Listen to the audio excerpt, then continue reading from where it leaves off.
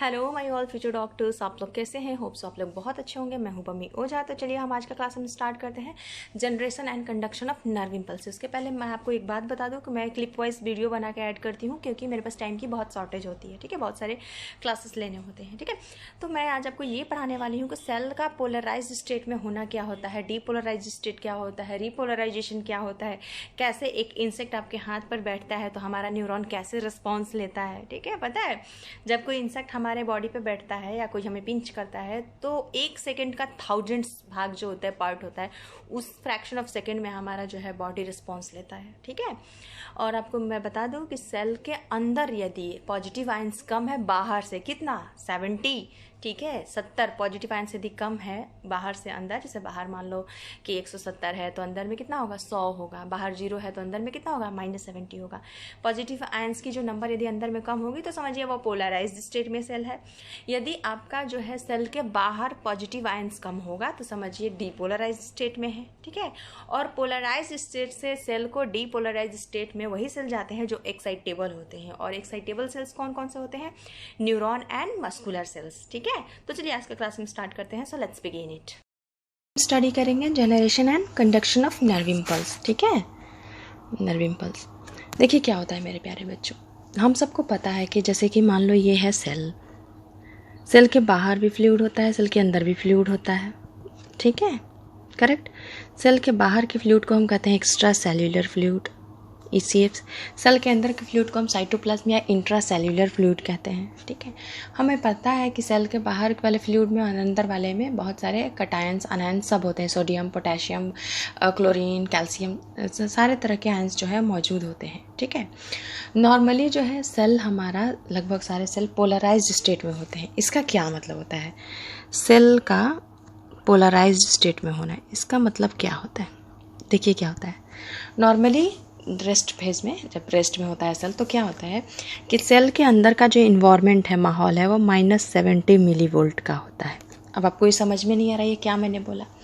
मेरे कहने का मतलब ये है कि जो सेल के बाहर पॉजिटिव आयंस होते हैं और जो सेल के अंदर में भी पॉजिटिव आयंस होते हैं, तो जो सेल का अंदर का पॉजिटिव आयंस होगा वो बाहर के पॉजिटिव आयंस से 70 कम होगा, ये कहना चाह रहे हैं। ठीक है, ऐसे कंडीशन में जब सेल के अंदर का माहौल नेगेटिव कहलाएगा, क्योंकि बाहर ज़्यादा पॉजिटिव आयन है, अंदर कम पॉजिटिव आयन है, तो सेल के अंदर का जो माहौल है वो नेगेटिव है। ठीक है, क्या है नेगेटिव? इनसाइड जो है नेगेटिव पॉजिटिव आयंस हैं। ठीक है, मतलब कम है। ठीक है, तो इस स्टेट को हम बोलते हैं पोलराइज्ड स्टेट, और इस -70 मिलीवोल्ट के डिफरेंस को हम कहते हैं रेस्टिंग पोटेंशियल। ठीक है, एग्जाम्पल के तौर पे मैं बताती हूँ। देखिए, जैसे सेल के बाहर आपको मान लीजिए कि 0 है पॉजिटिव चार्ज, तो सेल के अंदर कितना होगा? -70 हो जाएगा। ठीक है, यदि सेल के बाहर आपको मान लीजिए कि 170 है पॉजिटिव चार्ज, तो सेल के अंदर कितना हो जाएगा? 100 हो जाएगा। ठीक है, डिफरेंस आपको दिख रहा है? चार्ज का डिफरेंस कितना का है? 70 का डिफरेंस है, अंदर में 70 कम है चार्ज, जो पॉजिटिव आयंस है। ठीक है, इसको हम कहते हैं आपको कि सेल पोलराइज्ड स्टेट में है, क्योंकि सेल के अंदर का जो माहौल है वो नेगेटिव है, मतलब पॉजिटिव चार्ज जो है अंदर कम है। ठीक है, ये पोलराइज्ड कहलाता है। ठीक है, और यही यदि डीपोलराइज्ड कहा जाए तो इसका मतलब सेल के बाहर में जो है आपको जो पॉजिटिव आयंस है वो कम है, किसके तुलना में? सेल के अंदर के तुलना में, तो वो डीपोलराइज्ड कहा जाएगा कि सेल जो है डीपोलराइज्ड है। मैं आपको आगे समझाऊंगी। यहाँ तक होपफुली आपको समझ में अच्छे से आ गया होगा, कोई प्रॉब्लम नहीं होगा। अब ये सेल नॉर्मली पोलराइज्ड स्टेट में होते क्यों हैं? ठीक है, अब आपको इसका कारण जानना है। सबसे पहले मैं आपको एक बात बता दूँ कि सेल के मेम्ब्रेन पे यहाँ पे सोडियम पोटेशियम पंप होता है। ठीक है, जिसको कहते हैं पोटेंशियोजेनिक पंप। ये क्या करता है? एक ATP का यूज़ करके क्या करता है कि 3 सोडियम बाहर फेंकता है, 3 सोडियम आयन बाहर फेंकेगा और 2 पोटेशियम आयन अंदर लाएगा।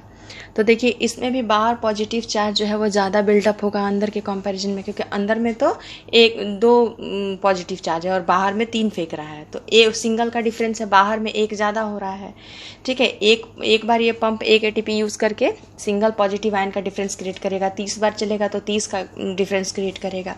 समझ में आपको आ रहा है? तो आपको ये जो सेल होते हैं इसमें किन किन कारणों से सेल पोलराइज्ड स्टेट में होते हैं, यानी अंदर का माहौल नेगेटिव होता है, ऐसा क्यों होता है, हम कारण देखते हैं।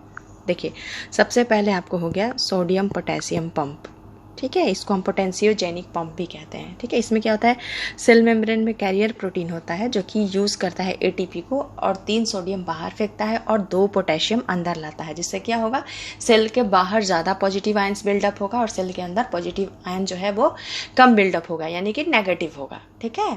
तो कहा जाएगा कि पॉजिटिव आयन पॉजिटिव किधर है, बाहर, पॉजिटिव आयन निगेटिव किधर है, सेल के अंदर, ठीक है।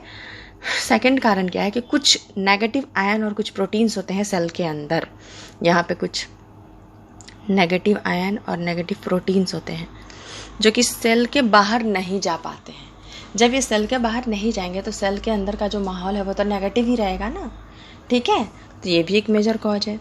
उसके बाद क्या होता है कि रेस्ट फेज में क्या होता है कि जो मेम्ब्रेन होता है, जब रेस्ट फेज में होता है आपका सेल, तब मेम्ब्रेन जो होता है पोटेशियम के लिए ज़्यादा परमिएबल होता है एज कम्पेयर टू सोडियम। क्यों, इसका कारण मैं बताऊंगी।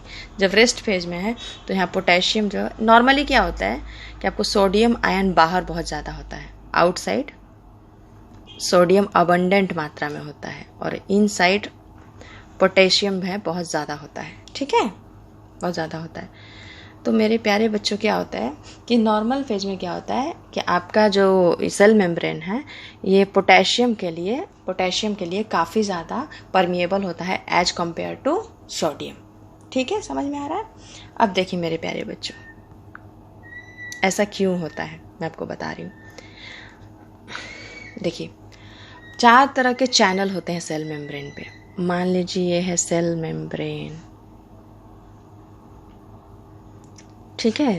पहला चैनल जो होता है लीकी चैनल, ठीक है। इसमें क्या होता है, ये हमेशा खुला होता है, ठीक है, और K+ हमेशा जो है वो लीक करता रहता है, ओके। K+ क्या होगा, हमेशा लीक करता रहता है।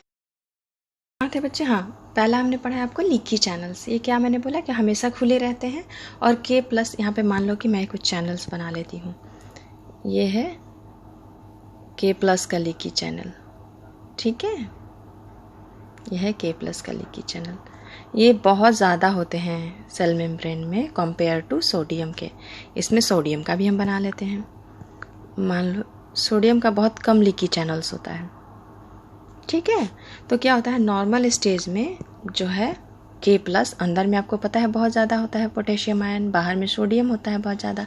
तो नॉर्मल स्टेज में चूँकि लीकी चैनल्स से हमेशा लीक ओपन रहता है तो हमेशा लीक होते रहता है, तो यहाँ से आपको पोटेशियम आयन बाहर जाता रहेगा, ठीक है। जिससे क्या होगा कि बाहर की तरफ पॉजिटिव आयन जाता रहेगा तो अंदर में नेगेटिव इन्वायरमेंट जो है वो बनता रहेगा, ठीक है। क्योंकि सोडियम का जो लीकी चैनल है वो कम होता है तो सोडियम के साथ ऐसा नहीं होता, ठीक है, बहुत कम होता है। अब देखिए अगला होता है वोल्टेज गेटेड चैनल। ये क्या होता है मेरे प्यारे बच्चों, वोल्टेज गेटेड चैनल। तो ये क्या होता है कि हमेशा क्लोज्ड रहता है, ठीक है।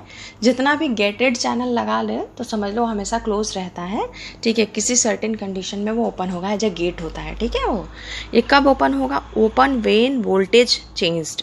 जैसे कि मैंने आपको बताया था कि अंदर का जो कितना होता है, अंदर का जो होता है पर एक कितना होता है, -70 मिलीवोल्ट होता है पोटेंशियल डिफरेंस, ठीक है।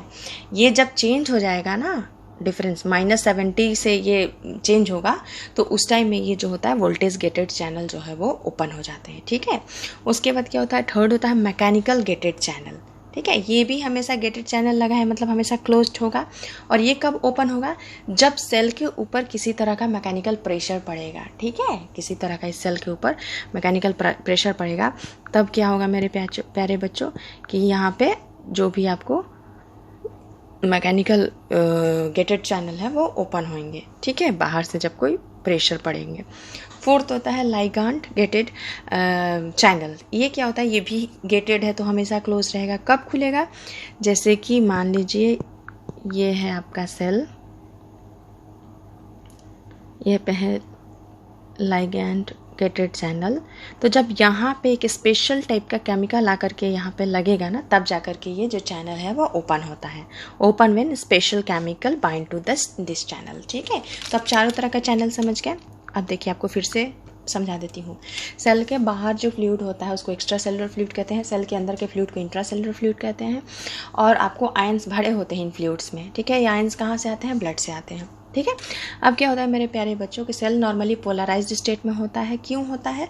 क्योंकि उसका सेल का अंदर का जो माहौल है वो नेगेटिव होता है। ठीक है, नेगेटिव होता है का मतलब ये नहीं कि अंदर में नेगेटिव चार्ज होते हैं। इसका मतलब ये है कि सेल के बाहर जो चार्ज है उनके कंपैरिजन में अंदर जो है चार्ज कम होता है। कितना कम होता है? तो 70 कम होता है। ठीक है, चार्ज डिफरेंस -70 मिलीवोल्ट का होता है। इस चार्ज डिफरेंस को हम कहते हैं रेस्टिंग पोटेंशियल। ठीक है, यदि ये अंदर -70 मिलीवोल्ट का नेगेटिव माहौल है तो इसको सेल कहेंगे कि पोलराइज्ड स्टेट में होता है। ठीक है, ऐसा क्यों होता है? सबसे पहले सोडियम पोटेशियम पंप एक मेजर कॉज है, जिसमें क्या होता है सोडियम 3 जो है बाहर जाता है और 2 पोटेशियम अंदर आता है एक एटीपी का यूज़ करके। ये मेम्ब्रेन में पंप होता है। ठीक है, तो इससे क्या हुआ, बाहर ज़्यादा पॉजिटिव चार्ज बिल्डअप होगा, अंदर कम पॉजिटिव चार्ज जो होगा वो बिल्डअप होगा। ठीक है, दूसरा कारण क्या हमने बताया कि कुछ नेगेटिव आयंस एंड प्रोटीन्स होते हैं जो कि बाहर नहीं जाते हैं, सेल के अंदर ही रहते हैं। तो ये भी एक कारण है कि सेल के अंदर के माहौल को आपको नेगेटिव ही रखते हैं। ठीक है, तीसरा कारण क्या है कि सेल का जो मेम्ब्रेन है इसमें पॉजिटिव आयंस के लिए ज़्यादा परमिएबल होता है as compare to sodium ion. क्यों? क्योंकि लीकी चैनल जो है पोटेशियम आयन के सेल के मेम्ब्रेन में ज़्यादा होते हैं एज कम्पेयर टू सोडियम के कंपैरिजन में। ठीक है, ये तीनों कारण आप समझ गए। यहाँ तक होपफुली कोई प्रॉब्लम नहीं है। तो चलिए अब आगे हम आपको बताते हैं कि यहाँ तक पोलराइजेशन आपने पढ़ा, अब हम आपको पढ़ाएंगे आगे डीपोलराइजेशन। देखिए अब क्या होता है कि हमारे बॉडी में जो कुछ सेल्स ऐसे हैं जो कि डीपोलराइज्ड होते हैं। ठीक है, डीपोलराइज्ड का मतलब क्या होता है? मतलब कि पोलराइज्ड स्टेट से वो डीपोलराइज्ड स्टेट में जाएंगे। डीपोलराइजेशन का मतलब होता है कि सेल के बाहर का इन्वायरमेंट जो है वो इस बार कम हो जाएगा। पॉजिटिव आयन सेल के बाहर कम हो जाएंगे और अंदर में ज़्यादा हो जाएंगे। मतलब जो नेगेटिव इन्वायरमेंट है वो बाहर में कम हो जाएगा। ठीक है, जो नेगेटिव इन्वायरमेंट है वो बाहर क्रिएट हो जाएगा। सॉरी, जो सेल के बाहर जो है नेगेटिव इन्वायरमेंट क्रिएट हो जाएगा, इसका मतलब डीपोलराइजेशन होगा। ठीक है, तो पोलराइज्ड स्टेट से डीपोलराइज्ड स्टेट में सेल जाते हैं तो वो कैसे सेल होते हैं? वो एक्साइटेबल सेल्स होते हैं। ठीक है, वो कौन कौन से सेल्स होते हैं? तो हमारे बॉडी में मसल सेल और न्यूरॉन सेल जो होते हैं वो एक्साइटेबल सेल्स होते हैं, ये डीपोलराइज्ड होते हैं। ठीक है, यही डीपोलराइज्ड होते हैं। ओके, कोई प्रॉब्लम आपको यहाँ तक नहीं है।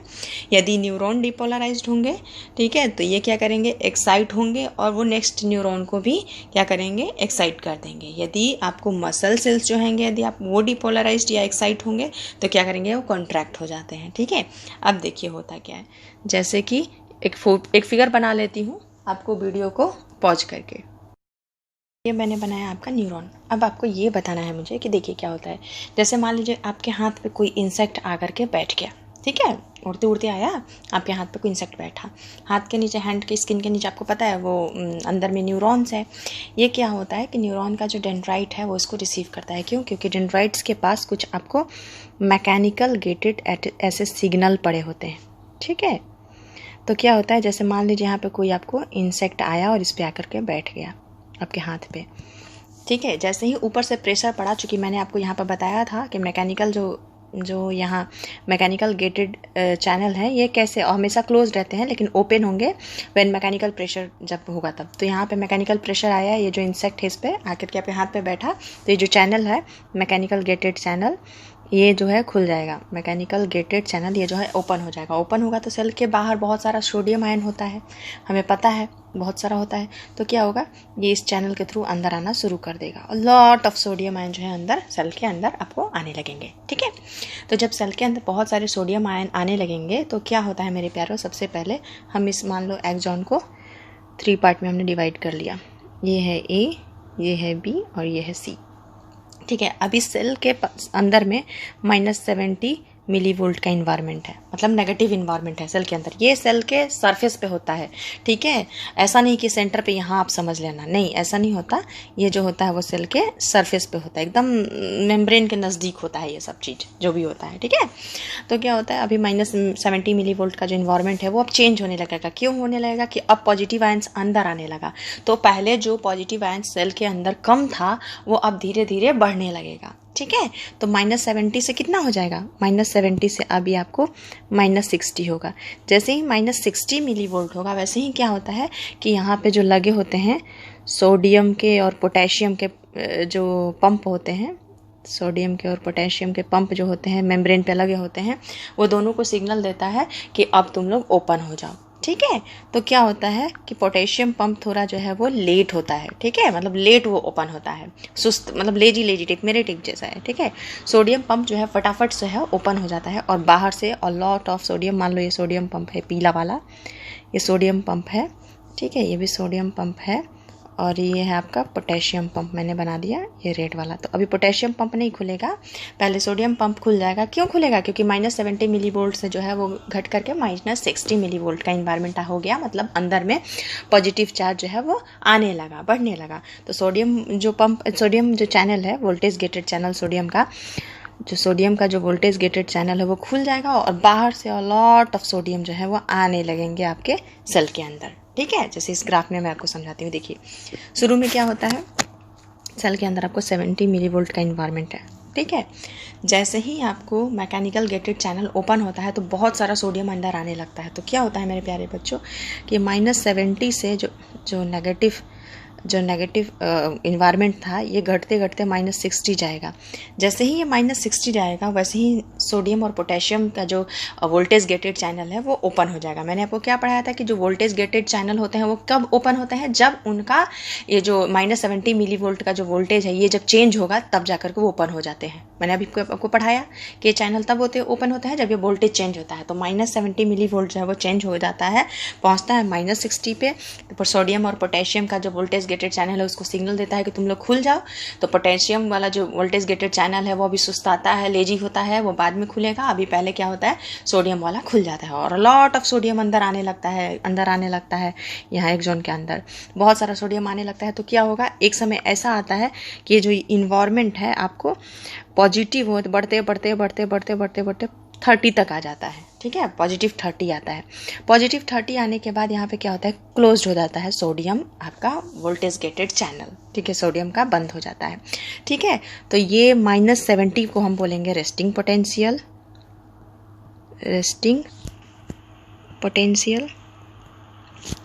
इस 60 को हम बोलेंगे थ्रेशोल्ड पोटेंशियल, और ये 30 को हम क्या बोलेंगे, एक्शन पोटेंशियल। यहाँ पे एक्शन पोटेंशियल आपका जनरेट हो गया पोटेंशियल, इसी को इम्पल्स भी बोलते हैं, ठीक है।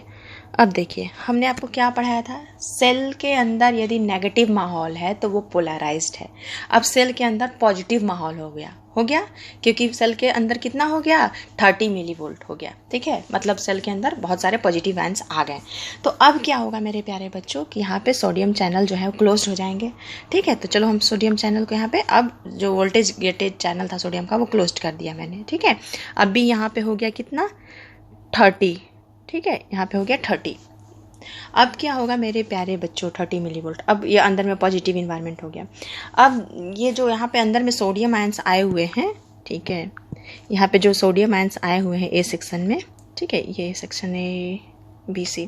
अब ये जो सोडियम आयंस आए हुए हैं बहुत सारे भरे हुए हैं अंदर में, तो अब क्या होता है, ये मतलब फैलते हैं, इधर भी जाएंगे और इधर भी जाएंगे, बी सेक्शन में भी जाएंगे। जब ये बी सेक्शन में सोडियम आयन जाते हैं मेरे प्यारे बच्चों, तो अभी बी सेक्शन का पहले से आपको -70 मिली वोल्ट है, इन्वायरमेंट नेगेटिव में है। ये क्या करेंगे, पॉजिटिव आयन जाएंगे तो यहाँ भी वही काम करेंगे कि धीरे धीरे पॉजिटिव करना शुरू कर देंगे। पहले -60 मिली वोल्ट करेंगे, जैसे ही -60 मिली वोल्ट का इन्वायरमेंट होगा ये सिग्नल देगा यहाँ पर मौजूद किसका, सोडियम एंड पोटेशियम जो गेटेड चैनल है उसको, ठीक है। मैंने मैंने येलो से बना रखी है आपको सोडियम, ये है सोडियम का चैनल और ये है रेड से पोटेशियम का चैनल और येलो से सोडियम का चैनल। जैसे ही आपको -60 मिली वोल्ट का इन्वायरमेंट आएगा बी सेगमेंट में, क्या करेगा कि सोडियम पोटेशियम का जो वोल्टेज गेटेड चैनल है इसको सिग्नल देगा कि तुम लोग खुल जाओ। तो उसमें क्या होगा, पोटेशियम बाद में खुलेगा क्योंकि लेजी है, सोडियम ओपन हो जाएगा और फिर बहुत सारा सोडियम अंदर आएगा। सेम सिचुएशन ऐसा ही होगा जैसे ए में हुआ था, ठीक है। तो क्या होगा, ये जो सेल में जो अंदर पॉजिटिव का इन्वायरमेंट आया इसको हम कहेंगे कि अब सेल जो है डीपोलराइज्ड हो गया है, ठीक है। तो अभी हम बी को अभी भूल जाओ आप, अभी हम ए सेक्शन की बात कर रहे हैं, ठीक है। तो क्या होता है, जब आपको ये सोडियम जो है बी सेक्शन को डीपोलराइज्ड करता है, उसी दौरान क्या होता है कि उधर डीपोलराइजेशन होता है और उधर ए सेक्शन में क्या होगा कि रीपोलराइजेशन होगा। रीपोलराइजेशन का मतलब क्या होगा कि यहाँ पर पोटेशियम आयन जो है खुल जाएंगे, ये वाला जो है, ये वाला पोटेशियम चैनल जो है खुल जाएंगे और बहुत सारा K+ बाहर फेंकने लगेगा। ठीक है, कब ये होगा?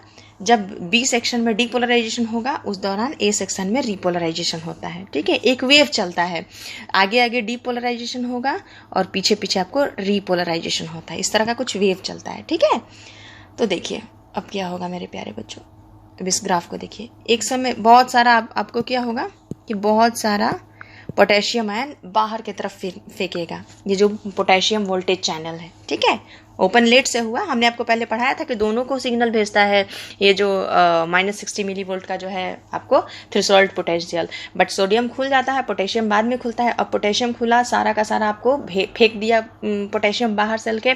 अब क्या होगा, सेल के अंदर में फिर से धीरे धीरे नेगेटिव इन्वायरमेंट क्रिएट हो जाएगा और सेल के बाहर पॉजिटिव इन्वायरमेंट क्रिएट हो जाएगा। ऐसा होगा। देखो ये 30 पे आकर के सोडियम वाला जो है वो चैनल बंद हो गया था, पोटेशियम खुल गया था। पोटेशियम खुलते क्या करेगा, फिर धीरे धीरे पॉजिटिव आयन सेल के बाहर फेंकने लगेगा। एक समय ऐसा आता है कि -70 मिलीवोल्ट से भी ज़्यादा डिफरेंस क्रिएट हो जाता है, ज़्यादा सारे के सारे पोटेशियम आयन बाहर फेंक देता है सेल के। और जब ज़्यादा हो जाएगा, -70 को क्रॉस कर देगा, तो इसको कहते हैं हाइपर पोलराइजेशन। हाइपर पोलराइजेशन, ठीक है। इसमें क्या होता है कि सारे के सारे पॉजिटिव आयंस बाहर फेंक दिए गए, अब सेल में नेगेटिव इन्वायरमेंट फिर से क्रिएट हो गई। ठीक है, यहाँ तक समझ गए। सेम यही होता है आपको इस बी सेगमेंट में भी। ठीक है, अब क्या होगा, फिर ऐसे ही यहाँ पे सोडियम जैसे कि -70 था, -60 होगा।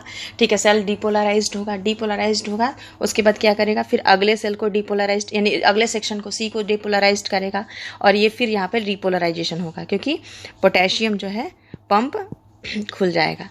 मतलब आपको यदि सी में होगा डीपोलराइजेशन तो बी में होगा रिपोलराइजेशन, ऐसे होगा। ठीक है, अगले सेल में होगा, अगले सेगमेंट में होगा डीपोलराइजेशन, तो उसके पिछले वाले सेगमेंट में होगा रिपोलराइजेशन। ऐसे करके आपको जो है आपके सेल के अंदर नर्व इम्पल्स जो है वह ऐसे कंडक्ट होता है। ठीक है, अब देखिए हम आगे आपको बताते हैं। अब इतना सारा लोचा हमने पढ़ा क्यों, इसका क्या काम है? आप लोग NCERT पढ़ना, मैंने भी निकाला है।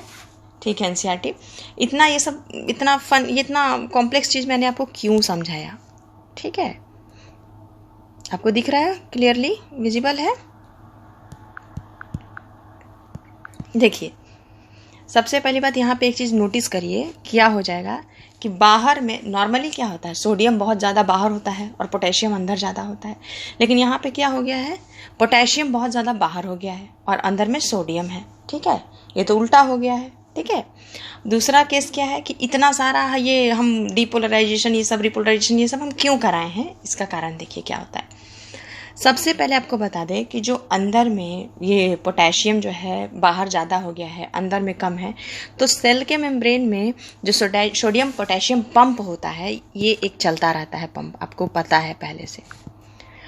ठीक है, सोडियम पोटेशियम पंप होता है। ठीक है, ये क्या करता है कि बाहर से सोडियम को 3 सोडियम बाहर फेंक देगा और अंदर से पोटेशियम को 2 K+ अंदर फेंकेगा। ठीक है, तो इससे फिर मैनेज हो जाएगा सोडियम पोटेशियम का जो चार्ज का जो डिफरेंस था, वो फिर से जिधर बाहर ज़्यादा और अंदर कम की तरफ होने लगेगा। ये potassium pump, sodium potassium pump always चलता है, लेकिन क्या है, जहाँ डीपोलराइजेशन वगैरह होता है वहाँ पे ये नेग्लिजिबल है, तो ये उतना ज़्यादा नहीं पता चलता। जैसे ही ये बंद हो जाता है चैनल्स, ठीक है, तब ये आपको पता चलने लगता है कि जो है आपको सोडियम जो है वो बाहर फेंकता है और पोटेशियम अंदर आने लगता है, जिससे क्या होगा कि सोडियम बाहर की तरफ जाने लगेगा और पोटेशियम अंदर। करना तो यही है ना फाइनली।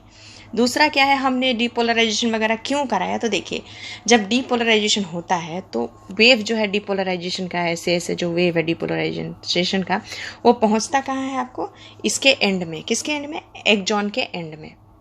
ठीक है, एक्सॉन के एंड में आपका ये वेव पहुंचता है। तो क्या करता है, यहाँ पे कुछ चैनल्स होते हैं, कैल्शियम के वोल्टेज गेटेड चैनल्स। कहाँ?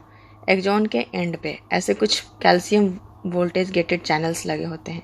ये जो डीपोलराइजेशन हो रहा है ना, ये जो नर्व इम्पल्स जो क्रिएट हुआ है, ये जा कर के ये इसको ओपन कर देते हैं। कैल्शियम वोल्टेज गेटेड चैनल्स को जो है, वो जो वेव है डीपोलराइज्ड वेव जा कर के ओपन कर देते हैं। अब ये क्या करेगा कि लॉट्स ऑफ कैल्शियम जो है बाहर से अंदर की तरफ आने लगेगा। ठीक है, इधर से बहुत सारा कैल्शियम जो है सेल के अंदर आने लगेगा।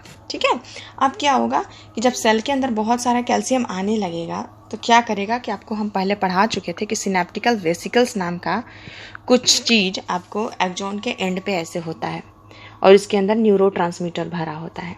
ठीक है, हम आपको पहले पढ़ाए थे। तो ये जो कैल्शियम जो बाहर से अंदर की तरफ आ रहा है, ये क्या करेगा कि पुश करेगा इस वेसिकल्स को। ठीक है, ये जो आपका कैल्शियम है ये इसको पुश करेगा। ठीक है, और ये वेसिकल्स जा कर के एक्सॉन के टर्मिनल पे यहाँ जा कर के फट जाएगा और यहाँ पे केमिकल जो है न्यूरोट्रांसमीटर रिलीज कर देगा साइनेप्स में। ठीक है, हम इसीलिए इतना ज़्यादा जो कॉम्प्लेक्स ये जो नर्व इम्पल्स का कहानी है हम इसीलिए सीखे हैं। होप सो आपको यहाँ तक कोई प्रॉब्लम नहीं है। क्या बताया बच्चों, इंसेक्ट आया आपके हाथ पर बैठा, वो न्यूरॉन जो है उस पर मैकेनिकल गेटेड चैनल ओपन हुआ और लॉट ऑफ सोडियम अंदर आए। क्या किए, सोडियम जो अंदर आए, अंदर आकर के जो -70 मिलीवोल्ट का अंदर में इन्वायरमेंट था सेल एक्सॉन के अंदर, उसको क्या किया, वो छेड़ा और -60 किया। -60 करते ही वो सिग्नल देगा सोडियम और पोटेशियम का जो वोल्टेज गेटेड चैनल था उसको कि तुम लोग ओपन हो जाओ। सोडियम ओपन हो जाएगा, पोटेशियम बाद में ओपन होगा, अलॉट ऑफ सोडियम इनसाइड आएगा।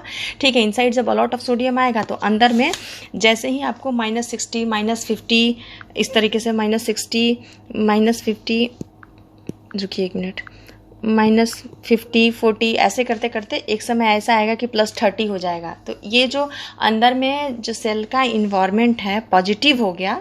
यहाँ देखिए 30 हो गया, अंदर में सेल का इन्वायरमेंट जो है वो पॉजिटिव हो गया। यदि सेल का इन्वायरमेंट अंदर में पॉजिटिव हो गया तो इसको हम कह देंगे कि सेल जो है डीपोलराइज्ड हो गया।